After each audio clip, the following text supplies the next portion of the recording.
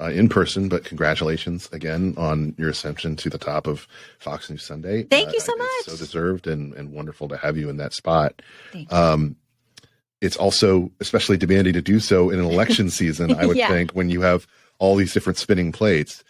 How do you approach the job, especially when it comes to, analyzing the run-up to this Super Bowl of an election in a way that will allow voters and viewers to kind of gain greater understanding of what's going on behind the scenes or the overarching stories at play?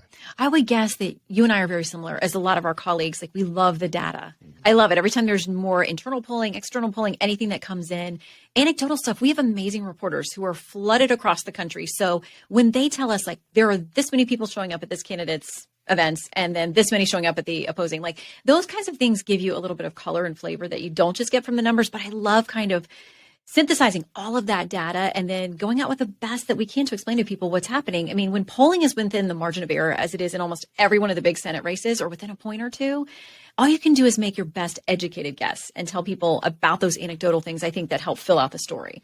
I know that you obviously have been paying attention to and in Washington for a long time. You know what's going on and the dynamics that are there. This midterm seems very odd to me for a number of different reasons. But a big part of it seems to be that this is the first post-Roe, post-Dobbs election. And that was certainly something that dominated the media conversation there for a couple of months. What do you think we're going to learn in the coming week about the way that that plays politically within the context of a midterm? I think because there are some states that have abortion measures on the ballot, in addition to a Senate or gubernatorial race or whatever, and all the House races that are out there, it'll be interesting. I think that's going to aid Democrats in every state that happened. Michigan is the one that comes to mind the most because you've got some really tight races there. But when you look at the fact that they had a ruling there was a legal fight over it, but the Michigan State Supreme Court said, yes, you can have an abortion measure on the ballot. That helps Democrats, I think, in those Michigan, especially for Governor Whitmer and Tudor Dixon, that really tight race there. But I think Democrats peaked on that issue over the summer, and they know that now. But in some markets, they spent 10-1, the dollars talking about abortion versus the economy. Now you've got already the blame game and the pointing, fingers, and you've got Democrats saying, like, we didn't listen to voters. We should have talked to them about the economy. So it'll be interesting to see if that stuff's overblown or not when the dust settles. There was this interesting Wall Street Journal report, which I'm sure you saw, based on their poll data and a couple of other points of emphasis, that a big shift has happened among suburban women who obviously shifted toward the Democrats in 2020, but now it looks like they're shifting back toward Republicans. They can pick the issue there, but obviously those are women who Democrats thought they could activate with the abortion issue. If it turns out that they were not successful doing that, what do you think some of the explanations could be? I think the economy is first and foremost, because the abortion issue, yes, will be in and out of women's lives in different ways, in personal or family or whatever issue that they walk through it. It's not in their life every day, like buying groceries and gassing up the car. And what's happening with their kids in school. I think these mama bears kind of woke up during COVID and got very frustrated about, what are my kids learning? How is this happening in school? So, listen, my mom was a teacher for 40 years. I think there are amazing teachers out there who you go into this because you love kids. And it's a really much like a servanthood kind of job to be in that classroom and doing that work. But I think that more broadly, sometimes these parents look at maybe union leadership or some of these school boards that they say, whoa, this is not the curriculum I thought my kid was getting. So between that and now looking at the test scores showing their kids are a year or two behind, I think those mama bears are still very angry about that kind of stuff. And that translates more into their daily life than I think the Dobbs decision overturning Roe v. Wade. Another oddity of this midterm seems to be a shift in Joe Biden's character. And bear with me for a moment. Batya Sargon, a couple of other smart writers on the left who I follow have been making this point for a couple of months now, that basically Joe Biden won, and I was there in South Carolina when he won the nomination based on the fact that he was the one who was above the Twitter mob, where everybody else got kind of sucked into the social media-based priorities and thinking that those mattered most. He was doing kind of this older political game and one that was targeted more at big issues. But now this White House seems to be performing in the exact opposite fashion. And from my perspective, it's creating a divide between the people who are on the phone and on the tablet and the people who are at the table. Because if you have these issues, if you look at social media, you would think maybe that the biggest issues are abortion and climate and, certainly I think guns, as shootings happen and things like that. But if you're at the kitchen table, those aren't the issues that you're talking about every night. Why do you think that divide is happening with this White House? It's so interesting. Someone way smarter than me, Britt Hume, our longtime political chief around here, he had an interesting analysis. We were talking about this today, and he said those 2 Senate seats in Georgia that went to President Biden may have been his undoing in some ways, because once that happened, he felt very emboldened that he had more of a governing majority than you really do when you're in a 50-50 Senate with the vice president to break all the ties. That's not a mandate. But there was something they think, that when we talk about this, that a lot of analysts think triggered in him, then thinking like, okay, I'm sort of riding this wave. We took both of those seats. This was supposed to, be beneficial to the Republicans. We all know what happened there in Georgia and how that played out. But they think, a lot of people think that kind of emboldened him to say, well, I don't have to be the super moderate that I campaigned I was going to be. He's got a ton of pressure from the left. You see him when he's got people shouting him down out there on the campaign trail, and he's like, that's it. No more drilling. We're not doing drilling. Talking about getting rid of the coal plants. I mean, things that, if you're Senator Joe Manchin at this point, are you not feeling kind of punched in the gut that your vote got the Inflation Reduction Act across the line, and the deal that you made, the side deal, is probably not going to come to fruition? So, when President Biden feels more emboldened and pulled to the left out there, it may hurt his party in this midterm. The reaction to a negative midterm has been different. We saw what happened in 1994. And that obviously led Bill Clinton to triangulate, to listen to Dick Morris, to find ways to work with Newt Gingrich to get welfare reform done, that kind of thing, balance the budget. But then you also saw the reaction that Barack Obama had to kind of double down, and essentially it ended his legislative focus as president. It became more about nominations and things like that, foreign policy steps. What do you expect, having observed Joe Biden and his approach to this and the approach of his White House? Do you think that there will be a pivot after this potentially negative midterm, or do you think they're just going to double down and kind of do the same thing that the Obama White House did? I don't know what you think, but it feels to me like a double down situation. There's always been this traditional meeting with the press after the midterms that the president will come and field questions and really spend time with the press. And as of this morning, the White House press corps said they have not gotten any kind of— I was going to ask you about that. That they haven't gotten any kind of reassurance from the White House that he's actually going to do that, which suggests to me, listen, he hasn't listened to the analysts and the strategists who've said, pull back from these. And that includes former President Obama, who said repeatedly, like, you guys need to be careful when you do all this woke stuff, that people feel like they're walking on eggshells and they don't want to be preached to. And they're going to walk away from that and go where they feel more comfortable. So listen, he hasn't listened to a lot of people he's got voices all over the place, I'm sure, trying to tell him what to do as commander in chief, but he's the president and he will make his own decisions. I hope he does that presser. If not, that signals to me that we're getting a double down. Personally, every time Obama says something like that, I feel this bittersweet feeling of like, why didn't you say that when you were president? But right, anyway. let's find a way to the middle. So when it comes to this midterm, I'm sure that there are certain elections that seem more interesting to you in terms of indicating the direction of the country. What are a couple of races that stick out to you that you're going to be paying particular attention to as indications of certain things and certain storylines that are going on? I think if some really crazy things happen for Republicans, whether they pull the Senate seat in New Hampshire or even Washington State, the fact that we're even talking about that is not good for the Democrats. If they pull either or both of those seats, I think that this is going to be the tsunami. Now, a lot of people are saying it's not. It's going to be a red trickle. It's not going to be a red wave or red tsunami. We just won't know because these polls are so tight.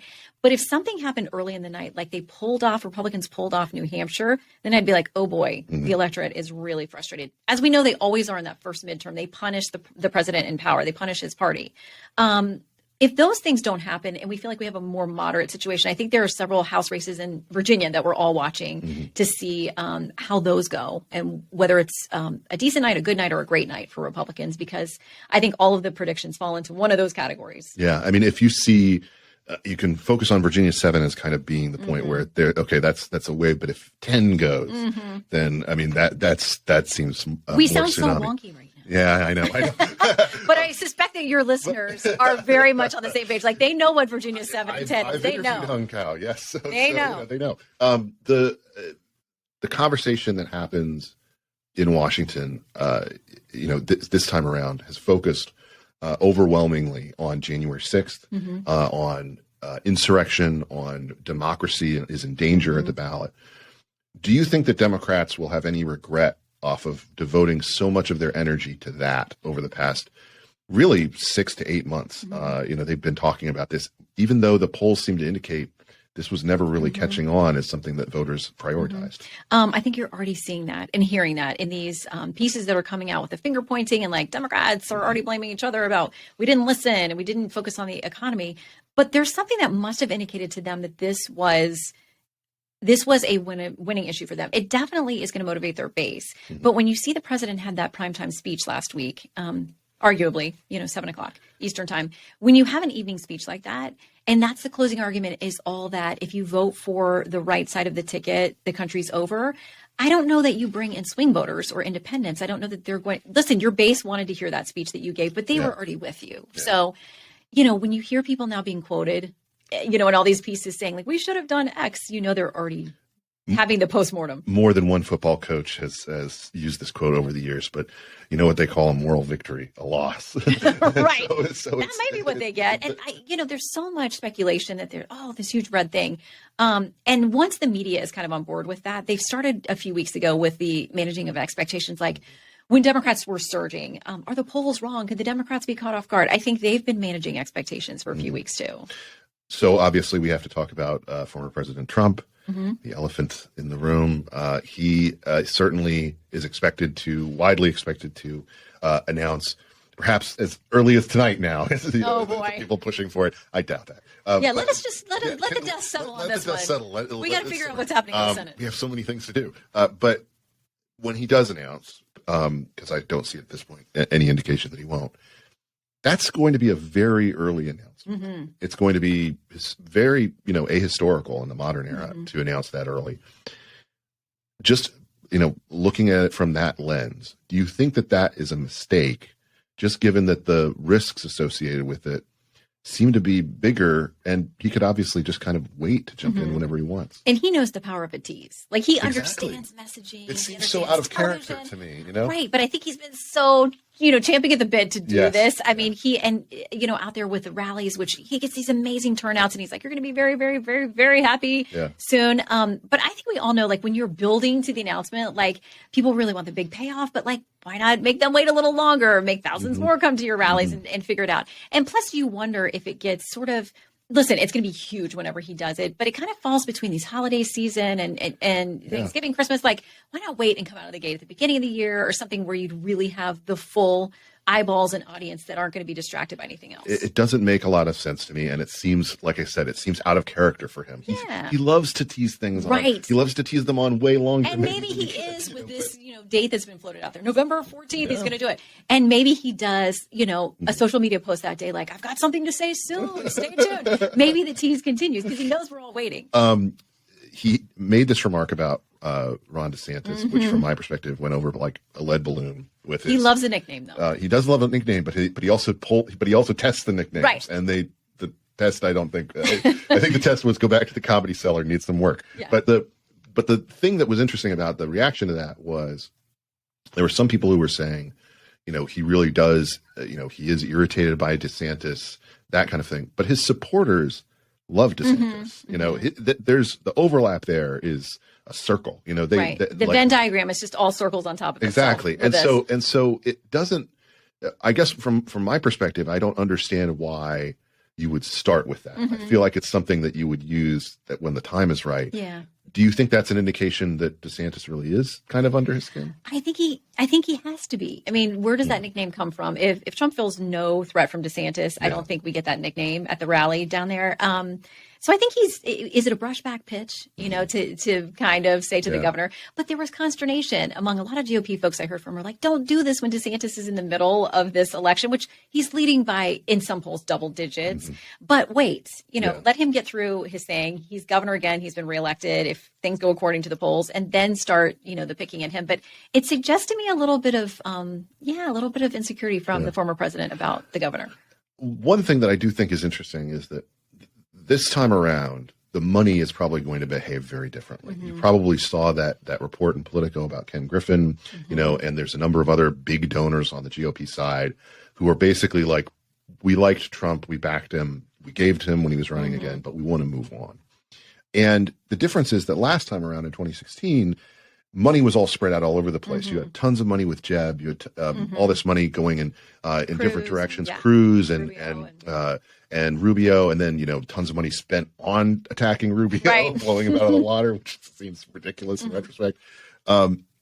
This time around, it seems like the money is there for DeSantis. Does this create a danger that getting in early, as the former president is likely to do, that money finds its way to sort of saying, we're all going to line up behind one guy. And whether that makes a difference or not in the ultimate nomination, it does strengthen them as a candidate. I think it pushes everybody's timelines, and it does push that money if you start 2 years out. We always know the campaigning is kind of happening, but you read the piece that's talking about the money to DeSantis.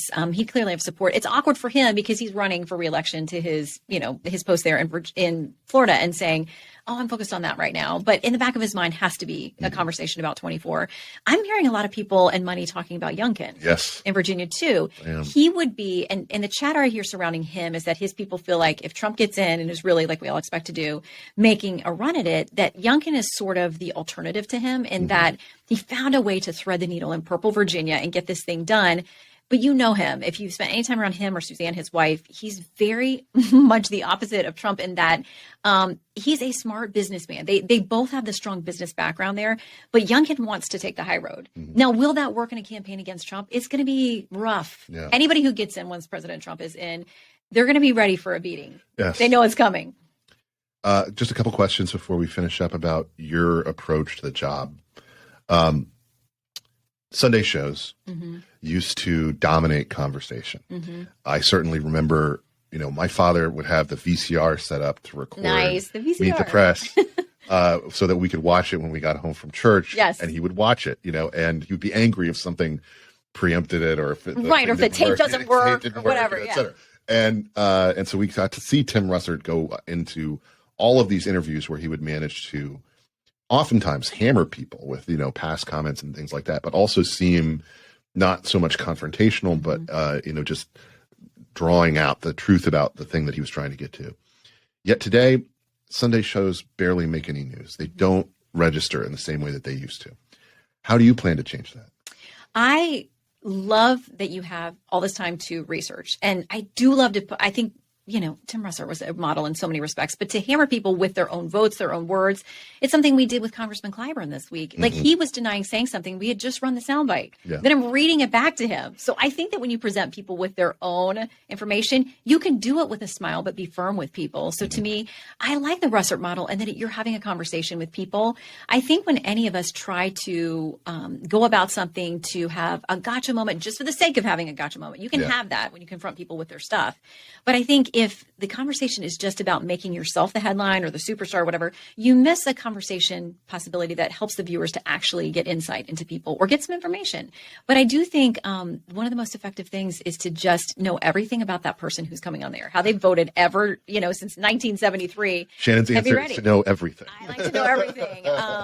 But we're doing different things too. We have people on like athletes and we have sports stories. We have faith stuff. We've got musicians. So we're trying to do things that take you outside the beltway too, in addition to the hardcore political conversation, which I think you can do with a smile. I think that, one of the big things that I miss is that lengthy interview and the interviews where you would have some competing ideas basically back to back in a way that would really provide the viewers kind of, they could watch one segment and say, man, he's really given that Democrat, the business on this and be sort of rah-rah, and then have a Republican come on and treat them with that same level of firmness in order to get at what's going on here. In the age of the politician soundbite, though, how do you get through that? How do you punch through kind of the veneer of talking points that they've all memorized? Well, the minute they start doing that, we had Governor Stitt on, the Republican in Oklahoma, who is in a surprisingly tough race. And that's a weird one because his opponent was a Democrat until last year, or a Republican flipped to Democrat to run against him. So it's almost like Republican and Republican light, some people would argue running against each other. And so I'd asked him a question about these accusations that he's been mired in scandal. And he starts giving an answer that's not really going to that. And we had a weird delay like you do sometimes on these remote interviews. And I was like, Governor, I'm sorry, I'm going to have to step on you here, but you're not answering the question about this federal audit and how you use this money, or the state investigation, or these accusations that you were funneling, taxpayer subsidy benefits to your business. Like, I just got to stop you in the middle of the answer because it sounds good and they've rehearsed it. They prepare for Sunday shows.